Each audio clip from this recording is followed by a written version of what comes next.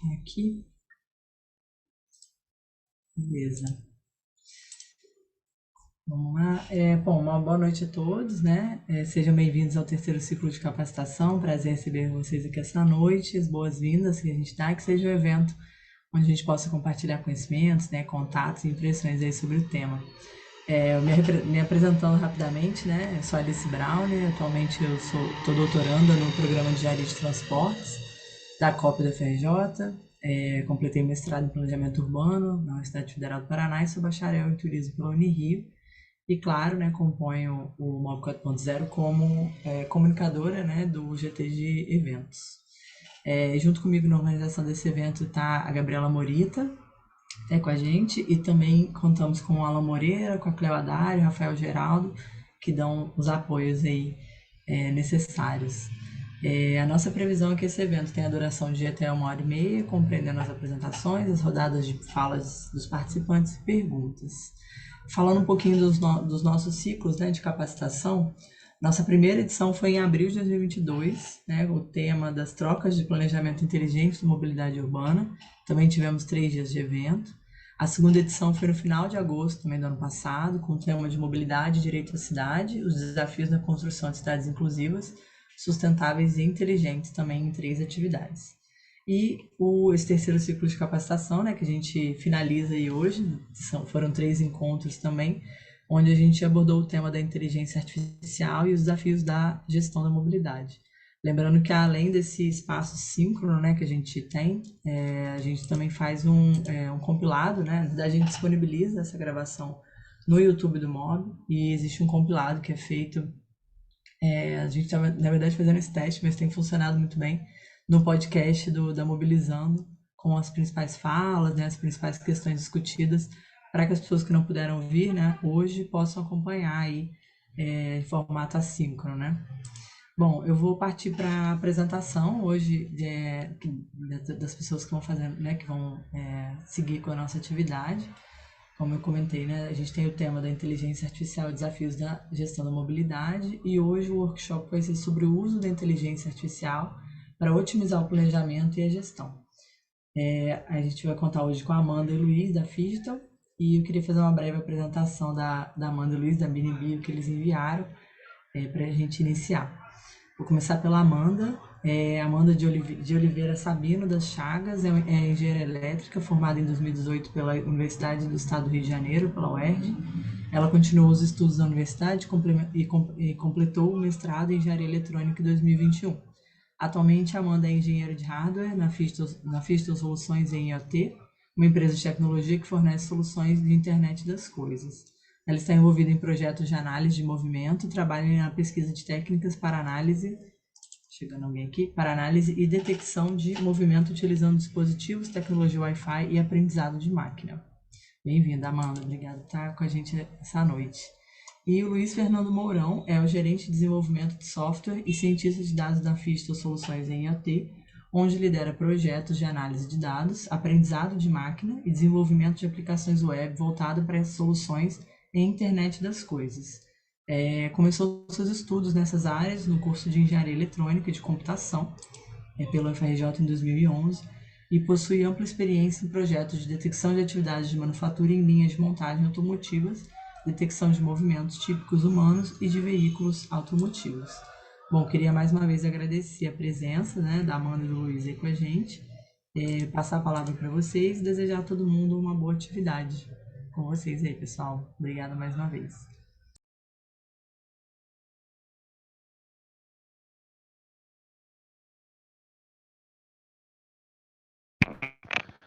Boa noite, pessoal. No caso, Alice, eu posso tentar só aqui compartilhar a tela? Acho que está bloqueado para mim o compartilhamento de tela. Opa, liberei agora. Desculpa, Luiz, eu até perguntei um pouquinho antes de você entrar, a Amanda falou que você compartilharia. Agora tá liberado. Tá bom.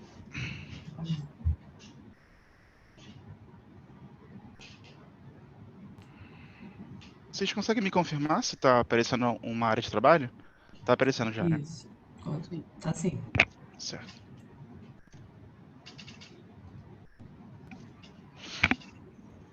Deixa eu botar aqui.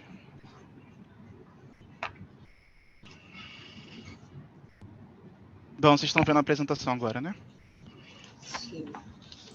Isso, Certo. então sim. Pode começar então, Amanda, que eu coordeno por aqui e vou complementando. Tudo bem? Sim. Boa noite, pessoal. Meu nome é Amanda.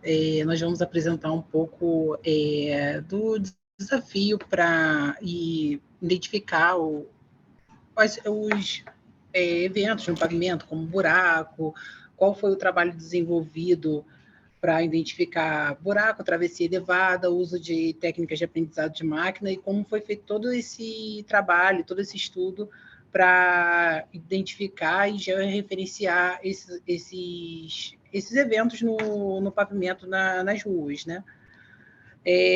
Primeiro, falando um pouquinho do MOB 4.0, que é um hub, né, de inovação de mobilidade urbana que envolve pesquisadores, gestores públicos, para identificar problemas e buscar soluções nas cidades para mudar até a vida das pessoas. Próximo, por favor. O problema, né, dificuldade em planejar melhorias e reparos nos pavimentos das cidades, que foi o objetivo principal desse projeto. Próximo, por favor. Aqui mostra um pouco da arquitetura que foi utilizada nesse projeto, que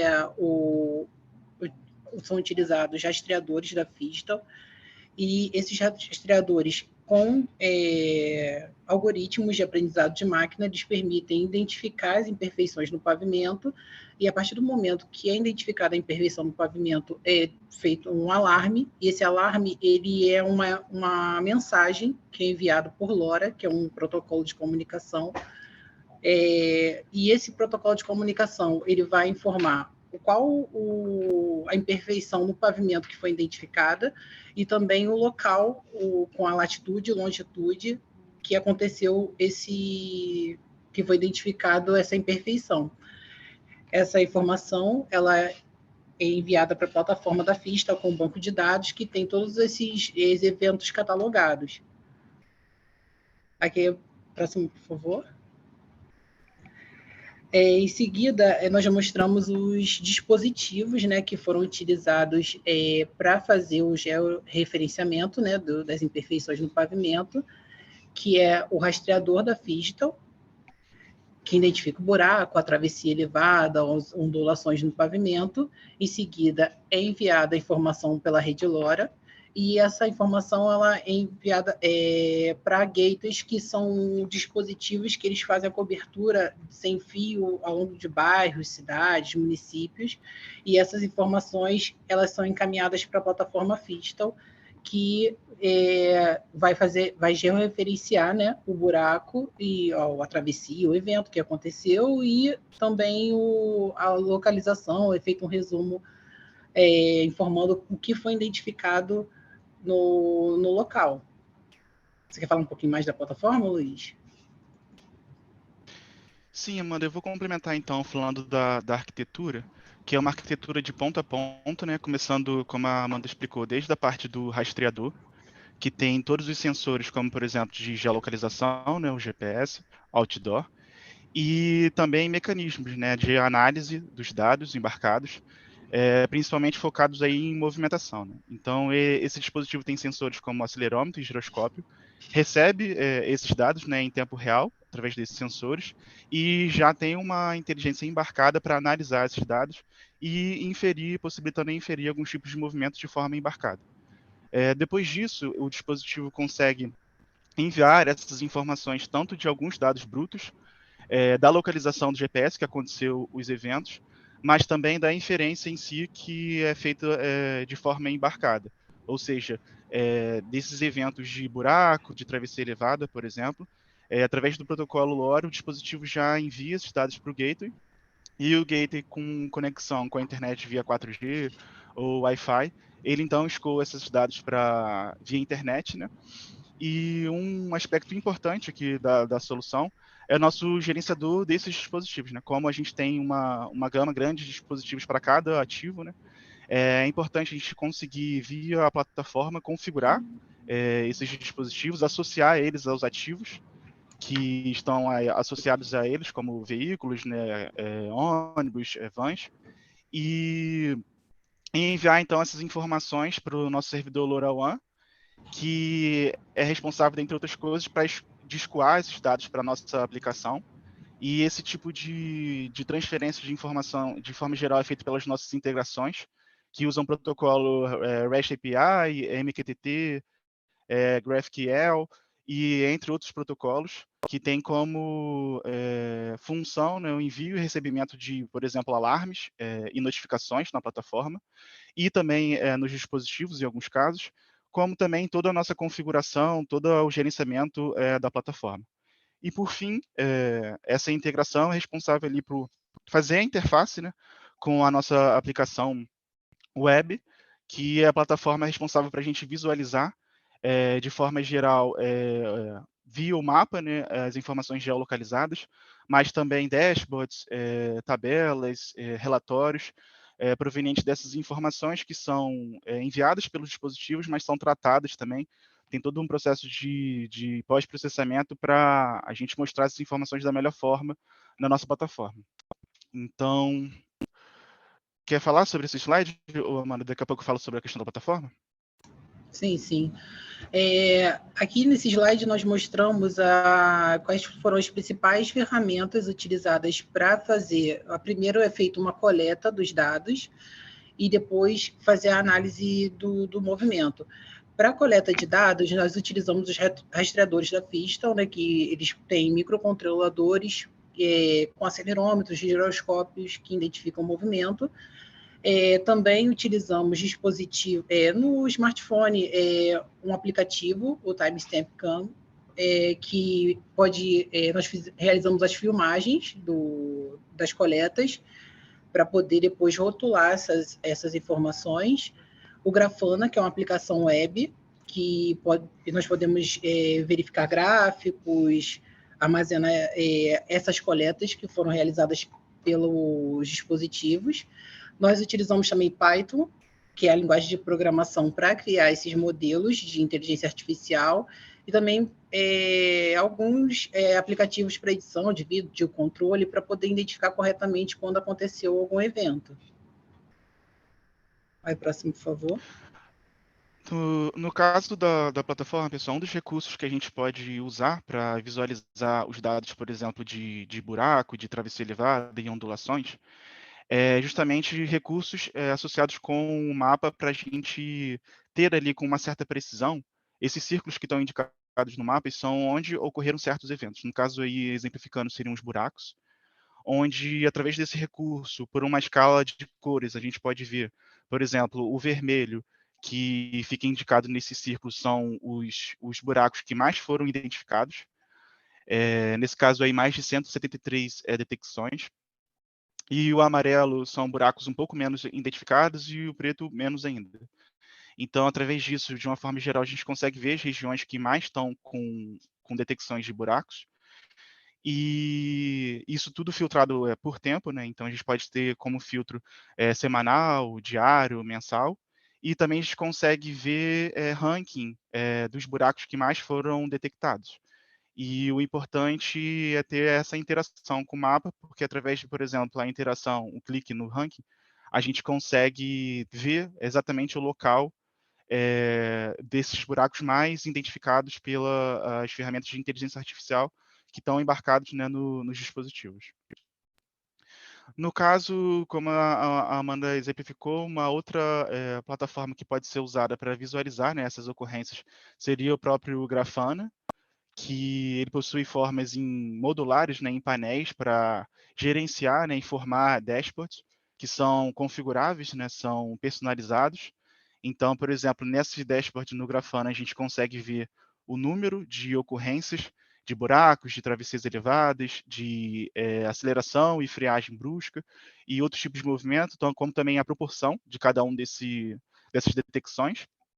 E também em gráfico de barra abaixo é a contagem dessas ocorrências para cada hora, por exemplo, em um dia, em uma semana, para a gente ter essa análise também temporal dos eventos. tanto a questão da visualização na plataforma quanto do Grafana, é importante que a gente consegue configurar e personalizar para ver informações diferentes, relatórios diferentes e daí por diante.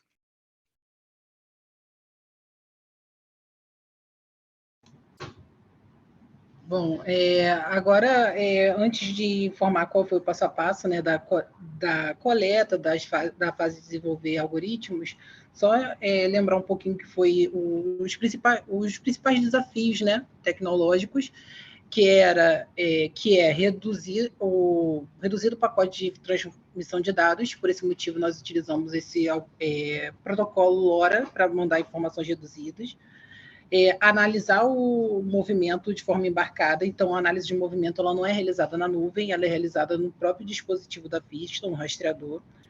É um equipamento que possui robustez e simplicidade para instalação rápida em vans e ônibus.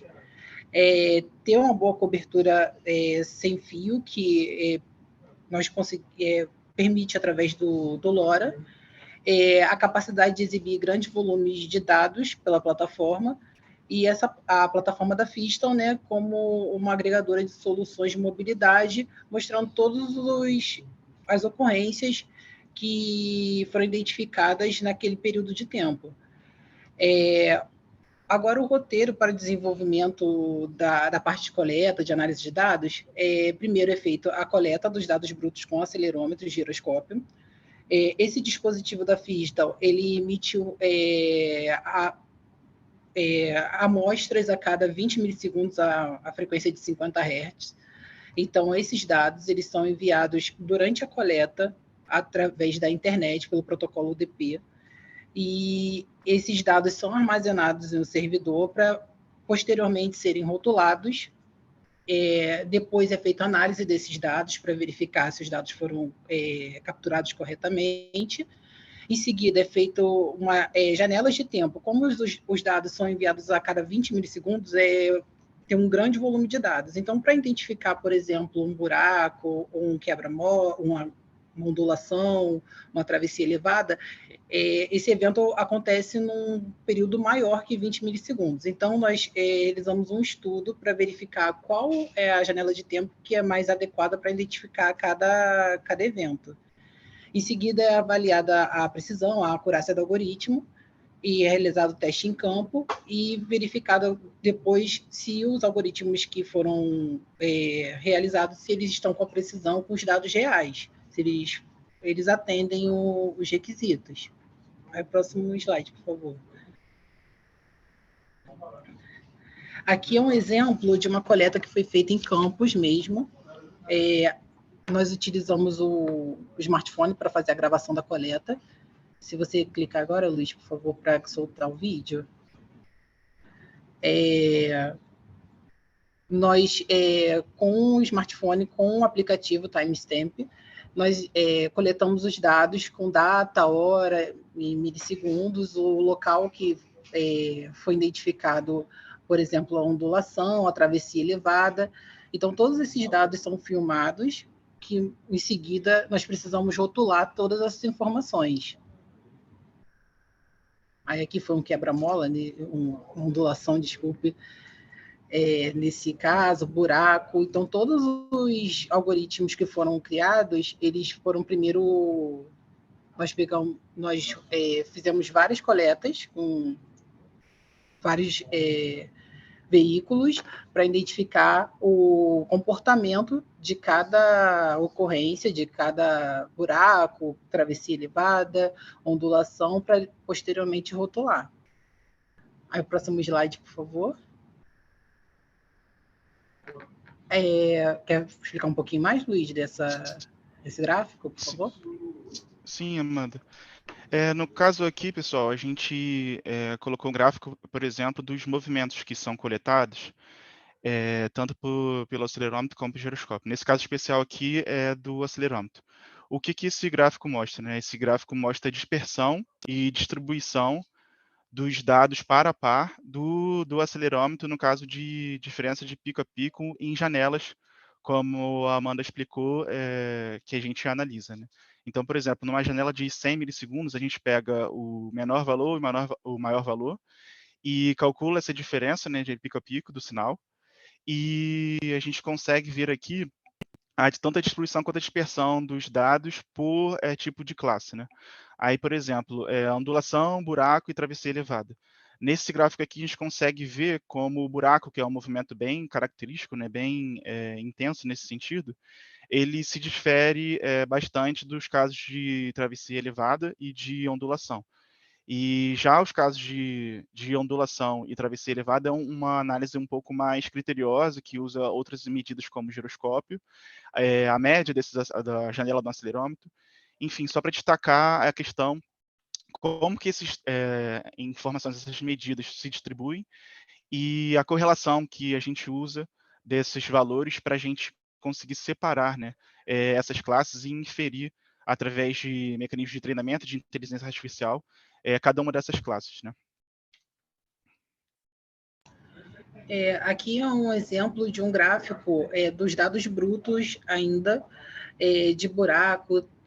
O próximo slide, por favor, Luiz, de travessia elevada e de ondulação. Olhando o gráfico, ele tem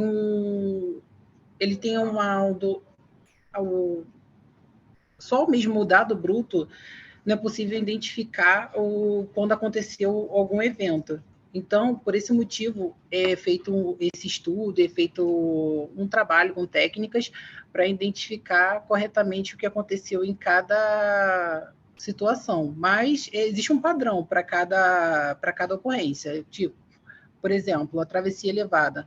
Nós conseguimos identificar que ele tem o eixo do acelerômetro ele fica aproximadamente menos 2.000, e quando acontece uma travessia elevada, ele chega a quase menos 1.500. Mas analisar o dado bruto pode acontecer em outros momentos ter esse mesmo comportamento, então por esse motivo é feita a janela de tempo para identificar qual é a janela de tempo mais adequada para cada tipo de evento. Certo. Justamente por conta disso que a gente usa as janelas de tempo para filtrar algumas informações e também direcionar elas para alguns eventos, como, por exemplo, o buraco tem uma janela de tempo de ocorrência, né, em média, diferente da travessia elevada, que é diferente da ondulação. Então, a gente trata essas janelas considerando cada classe que a gente quer inferir. E, no final de contas, considerando uma janela, por exemplo, nesse gráfico aqui, que representam, né, nessas formas de caixa, a distribuição de cada uma das classes. E um ponto importante para destacar aqui é que, por exemplo, a distribuição do que está em azul, que seria os outros dados, qualquer coisa que não tenha as classes definidas aqui, como modulação, buraco e travessia elevada, ele tem essa linha aqui, mostra, por exemplo, a mediana, né? A de baixo o primeiro quartil e a de cima o terceiro quartil, e estatisticamente algumas medidas aqui de dispersão do máximo e mínimo, separando o que a gente pode considerar como outliers da classificação de outros, que é qualquer tipo de movimento. Então, esse tipo de análise é importante, porque se a gente for ver aqui a distribuição do buraco, que dá para ver que ele tem uma mediana aqui, uma distribuição bem diferente dos outros casos, mas ele apresenta aqui uma faixa parecida, considerando só um dos eixos do acelerômetro, né, com alguns outros movimentos, que é como a Amanda falou. Pode ter, né, uma faixa parecida entre movimentos, mas é justamente através desse tipo de análise que, como por exemplo, o destacamento de outliers e remoção deles, que a gente consegue fazer um processo de filtragem para adequar melhor o modelo, até porque pode ter alguns ruídos na fase de rotulagem, já que o buraco acontece em um tempo, uma janela muito pequena, né? Em alguns casos, se o veículo estiver rápido, esse buraco pode ser identificado em um tempo muito curto. Então, por conta disso, na fase de rotulagem podem ver ruídos, e dentre outros ruídos, né, no próprio sensor, no acelerômetro. Então, esse tipo de gráfico aqui destaca, né, esses outliers da fase de rotulagem e dos ruídos do próprio sensor. Aqui, em seguida, são alguns algoritmos, né, que nós utilizamos para identificação de movimento. São algoritmos supervisionados, então eles precisam ser as amostras precisam ser rotuladas e informada uma classe para cada amostra. Por exemplo, o buraco ele pertence a uma classe, a travessia elevada uma segunda classe e ondulação terceira classe. Então, esses algoritmos eles são treinados, são supervisionados, então eles são treinados a partir de classes. Alguns algoritmos que nós utilizamos é o KNN, é um algoritmo de distância para aprendizado de máquina, mas geralmente ele é aplicado ele em nuvem, então nós não optamos por utilizar embarcado, porque geralmente é utilizado em aplicações web. Também podemos utilizar redes neurais, que existe no Python uma biblioteca chamada TensorFlow-Lite, que ela permite fazer o treinamento todo em Python e, em seguida, transformar esses modelos para uma linguagem de programação que é entendida pelos rastreadores, pelo microcontrolador, que é C. Mas, para utilizar as redes neurais, um TensorFlow-Lite, com as outras informações que o dispositivo faz processamento, os do GPS, entre outras aplicações, então nós optamos por não utilizar, porque demandaria muita memória e muita memória do dispositivo mesmo. O terceiro algoritmo que nós utilizamos para detecção de movimento é a regressão logística, que é um algoritmo que o Luiz vai até explicar um pouquinho mais na frente sobre esse algoritmo, mas é um algoritmo que permite ser aplicado de forma mais fácil em dispositivos e microcontroladores, que ele é descrito como uma equação. Essa equação ela é composta pelas informações do acelerômetro de giroscópio nas janelas de tempo, e nós podemos inferir, né, a probabilidade que aconteceu determinado evento. Então, nas janelas de tempo, nós vamos separar, por exemplo, em 210 milissegundos. Nós vamos calcular a média, o valor máximo, o valor mínimo, a diferença entre o máximo e o mínimo. Então, são realizados vários cálculos que nós podemos utilizar com a regressão logística e implementar como uma equação de forma mais fácil no microcontrolador. E também existe o algoritmo por limiares, que é feito um estudo para cada tipo de movimento, depois que é realizada a janela do movimento, de tempo daquele movimento, e é identificado um padrão, por exemplo, se acontecer um buraco, eu vou identificar se a média em determinado eixo ela é maior do que 3.000. Quando acontece uma travessia elevada, tem mudança em existe um padrão para cada movimento. Então, por exemplo, se acontecer uma travessia elevada, o X ele variou de 1.000 até 2.000 e o Y também. Então, o algoritmo por limiares, nós vamos identificar quais são os padrões para cada movimento e a escolha, né, dos algoritmos para implementar embarcado nos rastreadores foi mesmo a regressão logística e o algoritmo por limiares, devido ao baixo consumo de memória, e permite também utilizar as outras funções do rastreador. E também é avaliado nesses algoritmos as métricas de avaliação, que é a precisão, a acurácia, entre outras métricas para avaliar se o algoritmo ele tem uma boa precisão. No caso da regressão logística, como a Amanda explicou, foi um dos nossos algoritmos, os modelos que a gente escolheu para a parte da solução embarcada, porque a resultante dele é simplesmente uma fórmula, uma equação, que mapeia todas as entradas possíveis, que não se resumem só aos valores brutos, né, de acelerômetro e giroscópio, mas assim também a todos conjuntos de métricas que a gente pode encontrar em uma janela de tempo e que são relevantes. E a regressão logística nada mais é do que uma função sigmoide, né, que tem valores de 0 a 1, e o objetivo dessa função é descrever a porcentagem, né, a probabilidade, a chance de algum evento estar ocorrendo ou não. Então, se a gente encontrar, depois dessa equação, um valor, por exemplo, abaixo de 0,5, de 50%, quer dizer, então, que não tem, por exemplo, o buraco.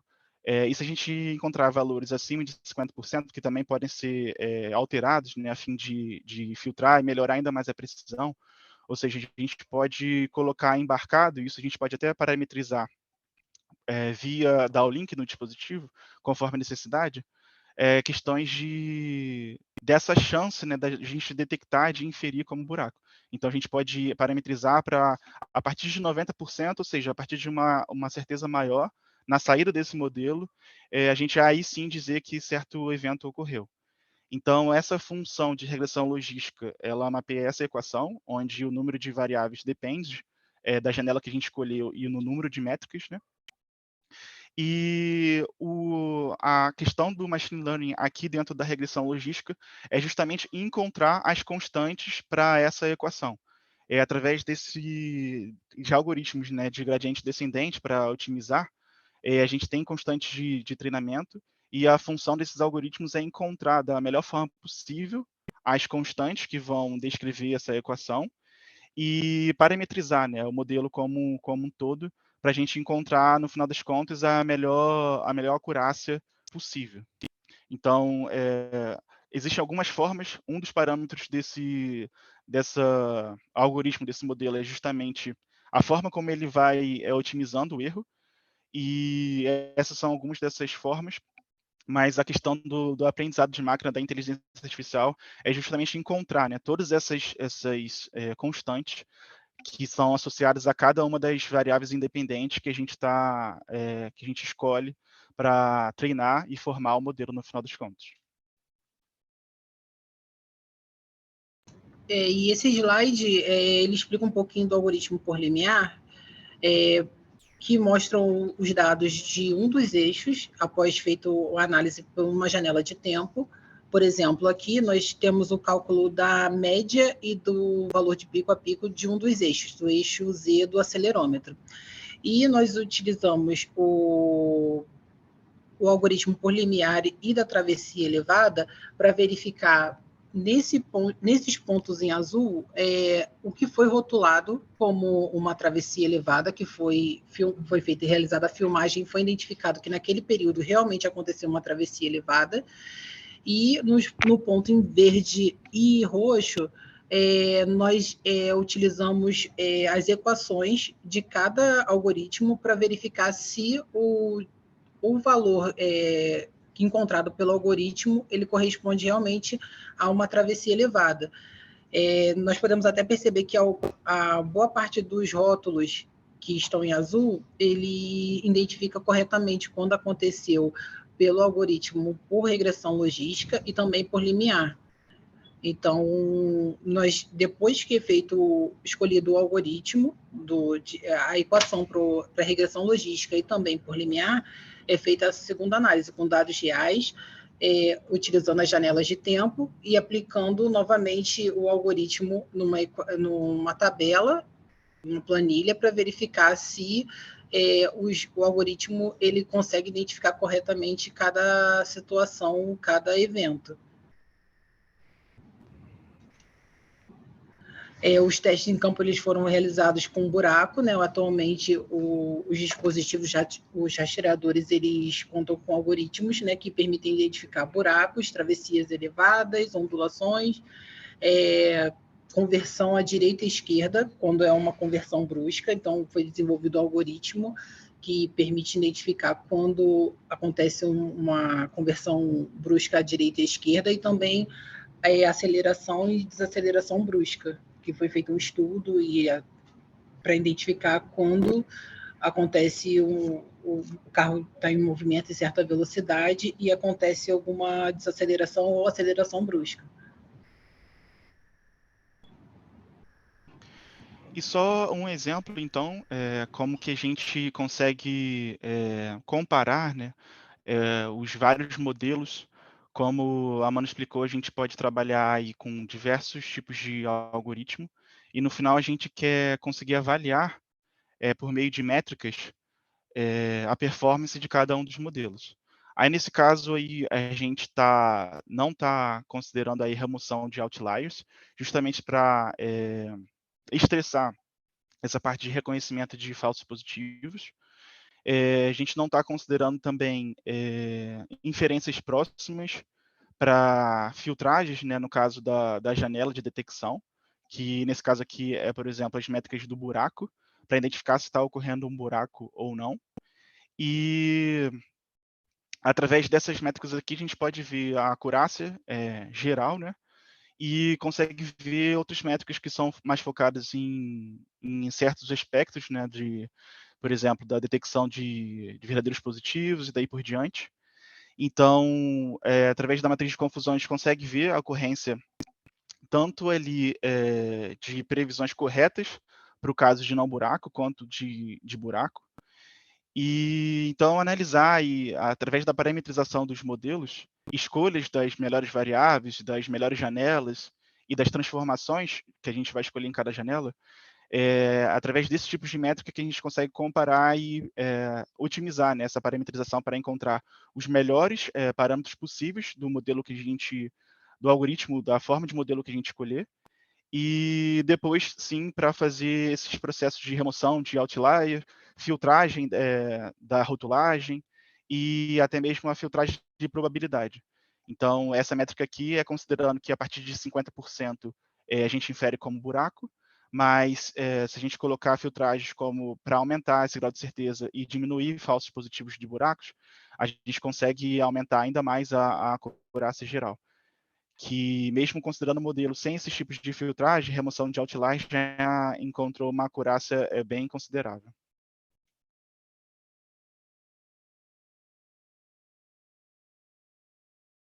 E é isso então, pessoal, nossa apresentação. A gente espera que tenha conseguido abordar, né, de forma resumida alguns conceitos. Tem algumas questões que são um pouco técnicas, mesmo, mas que a gente quis explicar um pouco de forma resumida. E estamos abertos aqui, tanto eu quanto a Amanda, para tirar qualquer dúvida que vocês tenham.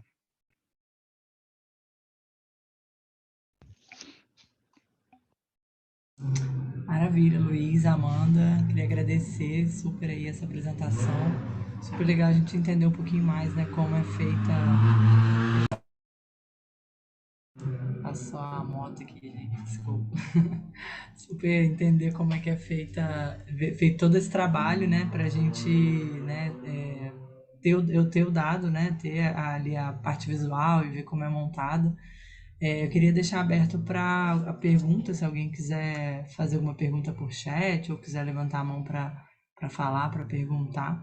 Esse é um dos pontos, né, que está sendo desenvolvido na cidade piloto, né, de Campos, como a gente tem falado aí nos outros encontros. Eu acho super interessante que a gente consiga, né, fazer esse aprofundamento. Eu tenho uma dúvida, seria bem rápida, mas enquanto não sei se alguém vai estar escrevendo algo do tipo, mas aquele vídeo que vocês mostraram, ele é necessário, ele é tipo determinante para que a análise do algoritmo seja feita, ou ele assim algo, ele soma só assim para tornar o algoritmo mais objetivo, assim, esse vídeo é necessário, tipo, é necessário estar em campo presencialmente, né, gravando um vídeo daquele trecho para que ele depois seja desenvolvido pelo algoritmo ou não? Pergunta rápida aí. Eu vou começar respondendo então, Alice, e depois a Amanda complementa se ela quiser. No caso, o vídeo, Alice, é essencial para a solução. Que como, por exemplo, o buraco, que é um dos eventos aí que é mais rápido, né, para a gente identificar, eles se tratam de eventos de movimentos bem rápidos, a gente não consegue, por exemplo, em tempo real, ir rotulando esses acontecimentos. Então, na prática, a gente usa o vídeo, porque no vídeo a gente tem ali o timestamp, o horário exato que está sendo filmado, o que está acontecendo. Então, a gente consegue ter a prova real de, por exemplo, quando que foram passados em alguns buracos, travessia elevada e daí por diante. Mas não basta também ficar só no vídeo, porque no vídeo a gente tem ali a imagem, mas não tem o detalhe. Então, a gente associa, na verdade, o vídeo com o gráfico dos valores do acelerômetro, porque, por exemplo, o buraco, assim que a gente passa no buraco com o veículo, já tem ali uma oscilação rápida, né, mas que ocorre e é bem diferente ali do comportamento normal do acelerômetro. Então, associando então a visualização do vídeo com a abordagem do gráfico, a gente consegue mapear e definir certinho em que momento que o buraco começou e em que momento que ele terminou. É claro que mesmo fazendo esse processo, como ele é um processo aí que existe um certo tempo, e é de alguma forma, por enquanto, manual, ele pode ter algum tipo de ruído, né? Algum tipo de problema, que foi exatamente o que eu expliquei nessa questão da rotulagem, de ter ali alguns pontos, digamos assim, que não pertencem ao buraco, ou então que foi definido como buraco, mas na verdade se tratava de algum outro tipo de movimento. Mas enfim, o processo, assim, resumido de forma geral do vídeo é isso. Então, por isso que ele é importante na questão do treinamento, da rotulagem dos dados. Maravilha, Luiz. A gente teve uma pergunta aqui da Bruna Andrade, eu vou ler aqui para vocês. Ela perguntou se vocês usam somente o Python para elaboração, ou trabalham, né, com programas de mapeamento também. Ela é da geografia e gosta bastante dessa parte de mapeamento. Bom, por enquanto, quanto à linguagem de programação, a gente trabalha com duas linguagens, né? Que para a parte de análise, tanto de geração de gráficos, pré-processamento, análise de forma geral, ciência de dados, geração dos modelos e teste das inferências, a gente usa realmente o Python. Mas, no caso, como a gente pega esse modelo, essas equações, e a gente passa ali para um sistema embarcado, a gente usa a linguagem C++ para realmente compor ali a equação do modelo, já associando com as variáveis. E então, tanto a parte do Python quanto a parte do C++ precisa fazer a questão do janelamento dos dados, porque a janela, por exemplo, que a gente escolhe na análise do Python tem que ser também inferida lá na parte do embarcada, né? E também toda a parte de limiar, de detecção de limiar, que a Amanda explicou também, é feito embarcado no próprio dispositivo. Então, assim, de forma geral, a gente usa duas linguagens de programação e de plataforma mesmo, além da plataforma autoral, né, a plataforma web, tem o Grafana também, que a gente pode tanto fazer essa parte de rotulagem, né, para ver os gráficos e associar com o vídeo, quanto também gerar os dashboards que a gente mostrou. Então, assim, resumindo, de linguagem de programação e plataforma, o que a gente usa são essas ferramentas. Pelo menos por enquanto, né? Maravilha, Luiz. Bruna, se quiser dar o retorno aí se foi respondido ou não, mas acho que foi super, né? Ah, maravilha. Obrigada por responder. Bom, pessoal, eu queria perguntar se alguém tem mais alguma pergunta ou algo do tipo. Gente chegando próximo aí do finalzinho, não sei também se surgiu alguma coisa, Luiz e Amanda, que vocês gostariam de acrescentar, algo assim. Mas a gente já, até a Gabi colocou aqui, né, que se sentir confortável para compartilhar reflexões ou perguntar, pode ficar à vontade. Acho que, vamos ver se surgiu aqui alguma coisa, mas eu acho essa questão, acho que vou até fazer mais uma pergunta aí, final. Essa questão dos sensores, né, que estão sendo aplicados, na verdade, desses dispositivos, né, não sensores, mas aplicados nas vans e nos ônibus, a ideia, né, é essa questão da trepidação aí dos... Obrigada, Luiz. Dessa questão da trepidação, né? E aí existe uma, assim, caso, né, a gente, acho que até a gente falou isso na apresentação do Gustavo, essa necessidade vai acontecer para outros mapeamentos, assim, né, que não só o buracômetro. Todo esse caminho da arquitetura dos dados, ele é assim, semelhante ou assim, isso vai seguir por um outro caminho?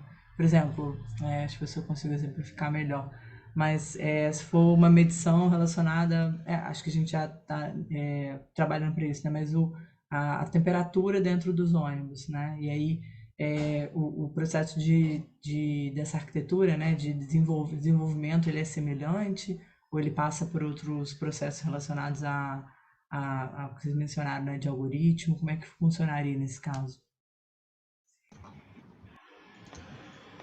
Sensores de temperatura, por exemplo, eles podem ser associados a esses rastreadores. Existem dispositivos IoT que eles fazem a medição de temperatura ambiente, umidade, e eles podem ser associados de forma fácil a esses rastreadores e eles enviam a cada... Depende da configuração escolhida pelo cliente, mas podem enviar a cada minuto a informação de temperatura do veículo. Então, é de forma fácil para habilitar um outro sensor que permite fazer essa leitura. Aí, no caso, só complementando, no caso de arquitetura, Alice, é a mesma arquitetura que a gente mostrou para a parte das inferências. Então, eles podem até, esse tipo de informação pode até ser enviado em pacotes separados, né, no protocolo LoRa, mas a arquitetura é exatamente a mesma, o fluxo, né? E então, o que difere seriam os sensores que estão dentro desse dispositivo. E de forma que no mesmo pacote, dependendo, pode ser enviado medidas de localização, inferências de movimentos e também temperatura, umidade. Mas assim, a arquitetura continua da mesma forma. A única coisa que muda, né, que para casos de soluções não embarcadas, teriam ali análises, né, diferentes. Vou dar um exemplo aqui, por exemplo, a localização outdoor, ela pode ter análises voltadas para a questão de localização, de processamento. Então, tem certos análises que são focados, que são por área, né? Então, se a temperatura também tiver alguma coisa associada com a temperatura, teria essa separação, um fluxo de análise diferente, mas no final das contas, o caminho ali do envio do dispositivo e chegada em qualquer plataforma de visualização desses dados é bem parecido.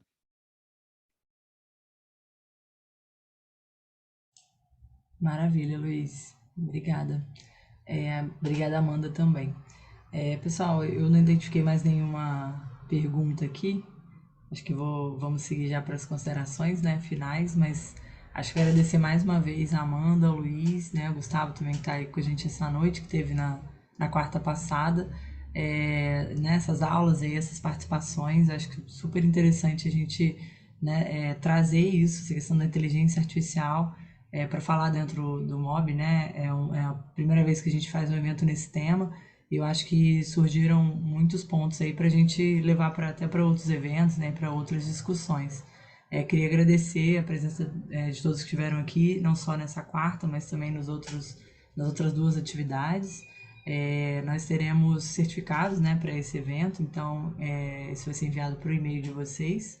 Qualquer dúvida, qualquer informação que vocês queiram, a gente está disponível também através do e-mail e através dos canais aí do MOB, né? Principalmente o Instagram e o LinkedIn também. Então, queria agradecer mais uma vez aí a presença de todos e acho que vou encerrar aqui a gravação.